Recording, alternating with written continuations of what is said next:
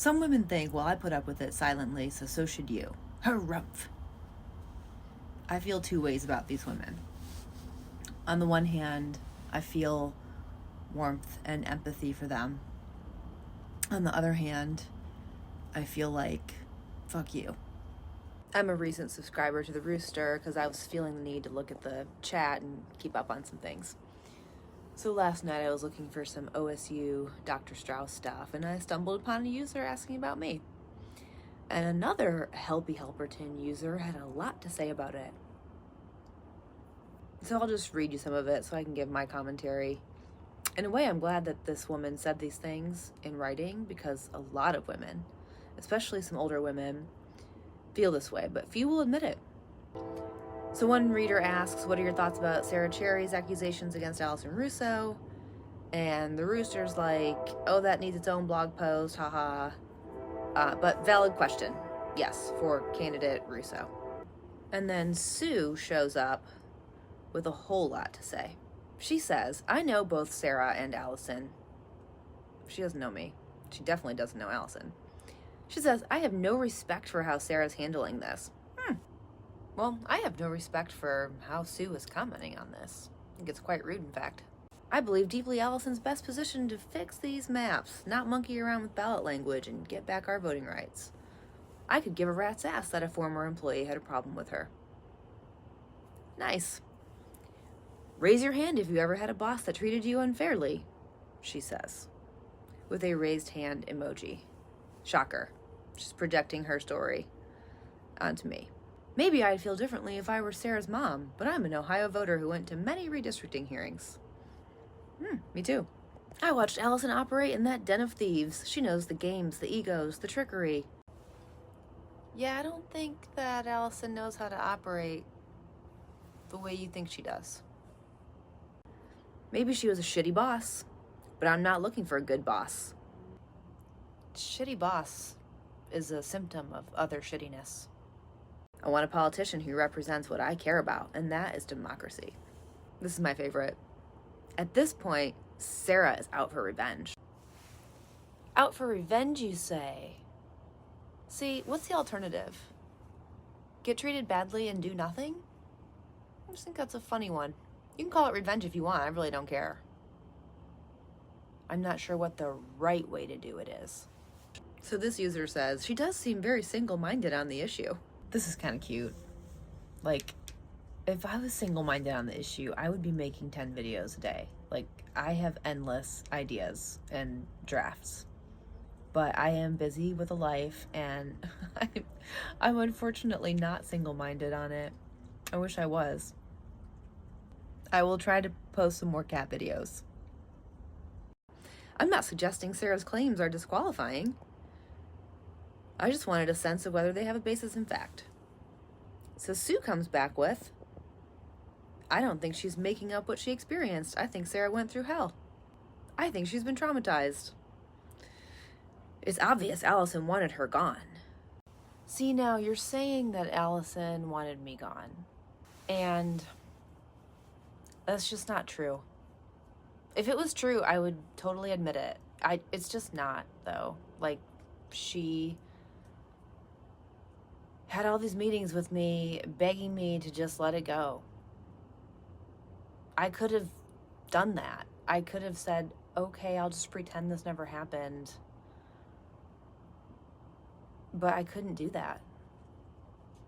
But no, she didn't want me gone. She wanted me to let it go. She wanted me to stop asking her to do a thing she didn't want to do.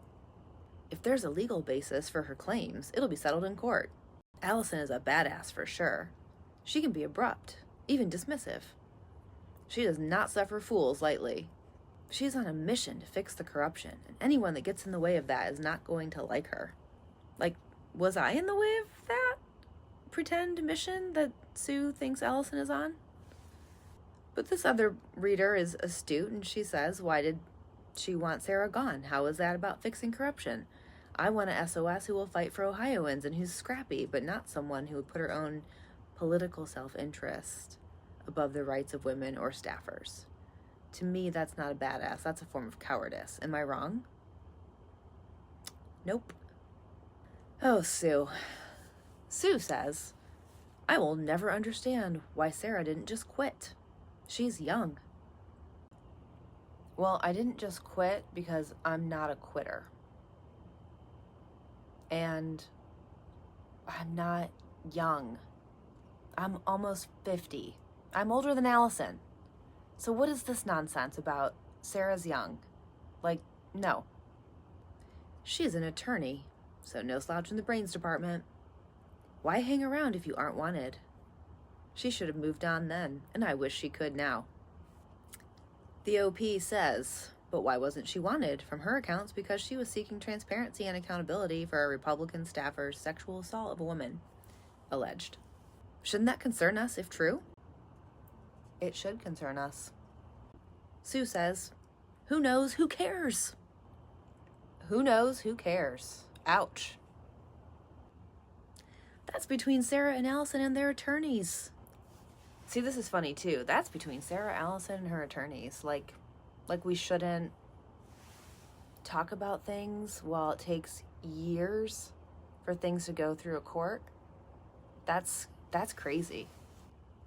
What is Sarah's motivation here? It's politics. I worked at City Hall. Reinhardt appointed a tyrant of a woman who treated me like shit. Did I sue? No.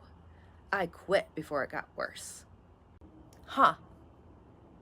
Buck Reinhardt was the mayor 40 years ago, and you're telling me to move on? I left the job I loved because the woman I worked for saw me as a problem. It was awful, but it was a hostile environment I was not going to change. And as it turns out, one of the best things to ever happen to me.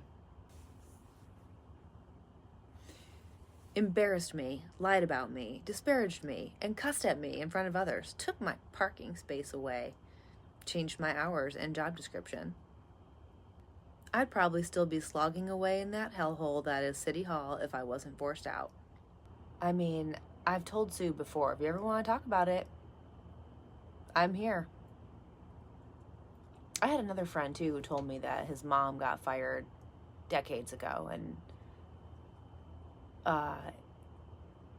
he didn't want me to feel like she did and still be upset about it decades later.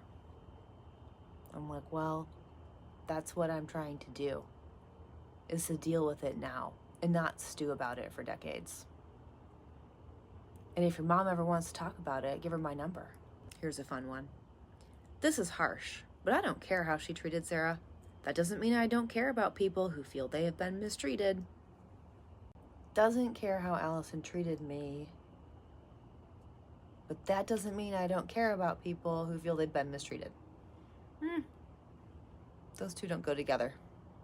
But I care more about what she will be doing for the state of Ohio. The OP says, I find this odd. I care deeply about a representative who would fire someone to protect someone who sexually assaulted a woman, allegedly. I care because that's directly opposed to progressive values.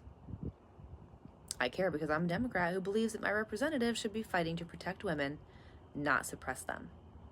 I care because I'm a woman and the mother of a woman. I don't know that the allegations are true, but if true, I find them disturbing. Would I still vote for Allison in the general? Absolutely. But right now there's a primary, and I think she should explain why we can trust her to fight for Ohioans if she wouldn't fight for her staffer. Hear, hear. She should. She should indeed. She should explain herself. Sue says, fair, and that sentence was a mistake because I do care about how women are treated, and I care about democracy. You'd be hard-pressed to find anyone that doesn't think I'm incredibly empathetic and care passionately about the treatment of women, and publicly advocate for the same. It's absolutely a fair question to ask Allison if the opportunity arises. If the opportunity arises. And just like you, I will be extremely interested to know how she responds. In fact, if given the opportunity, I will ask as well. I mean, this here, I think, is revealing about Sue. I think when I first met her, she had just run against Allison as a write-in candidate. She got 47 votes.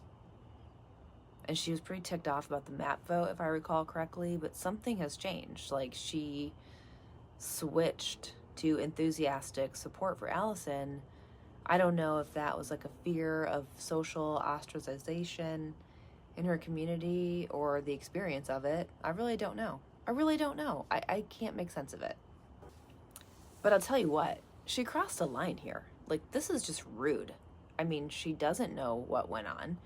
She's making a lot of assumptions. She's clearly projecting her own experience onto this, and she thinks that her way was the only right way. And frankly, I'm just not gonna put up with it. Sue, if you see me out and about, unless you are willing to apologize for the things that you said here. Pretty rude. I'm sure you've had negative experiences in your life. It does not give you license to talk like this about other women. I'm addressing this now because I think that Sue is going to be outspoken in the final weeks of this primary election cycle, so I think it's worth addressing. And I don't close the door on most people, so I would remain open to speaking with her, but she was quite rude, and she owes me an apology. See you soon.